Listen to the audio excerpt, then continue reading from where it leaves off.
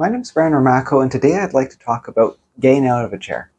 Getting out of a chair can be difficult for some people because of pain. It could be knee pain, back pain. So I want to talk about a couple tips and tricks, depending on what type of pain, what type of injury, chronic injury, acute injury, different body types, where you are, the depth of seat. Maybe these tips will be useful to you, or maybe not. It depends, but the more tools you have, the better, right? So first, let's just start with just sort of body positioning for getting out of a chair. I've seen a few people, multiple people, you will not believe this, where they're 70, 80, 90 years old, and often they come with their kids, and he really can't get out of a chair on his own anymore. He always needs help. And I look at them sitting, and they're like this. Maybe they're onto one side because of pain of some sort, or maybe that pain was years ago, and maybe it's just a bad habit. But they're sitting very strangely, and they get up, and it's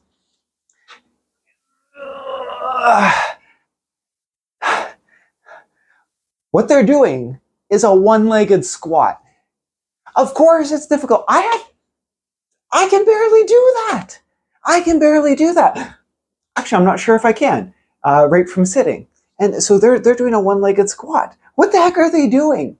So all three of these people, I took them. It's like, hey, take this leg. Let's put it here. Let's shift your body weight over legs. Maybe put feet further back underneath you. All right. Instead of way out in front, I bring them so they're sort of underneath the butt. Okay. And we can sort of lean into it. Oh, so much easier. To the edge of the chair too. Yeah, sort of your heels should, I guess, be right at the top of your thighs. And up. And up. Not too bad. Now, what's another tip or trick? Well, instead of both legs together, one leg behind, one leg in front. And you can bring the one that's behind even further behind. So you're sort of getting up almost into a run.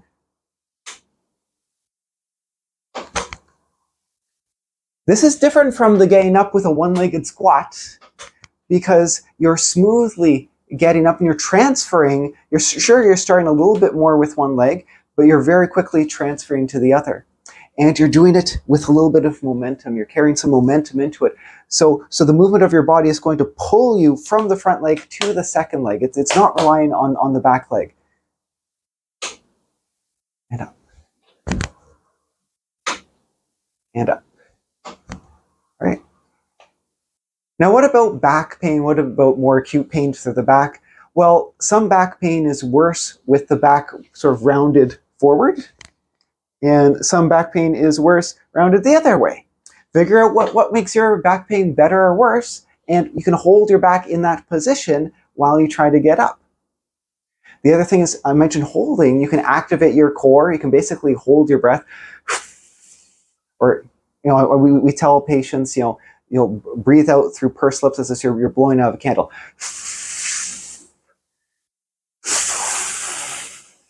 Activates the core muscles, keeps everything nice, solid, locked in. Sometimes waking up those muscles. This is similar to the cat-camel exercise, but doing it seated.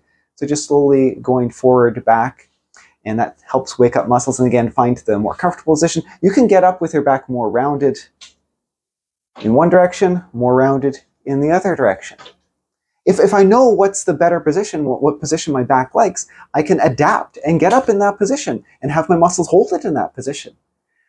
What else? It's pelvic pain from the sacroiliac joints, particularly for women.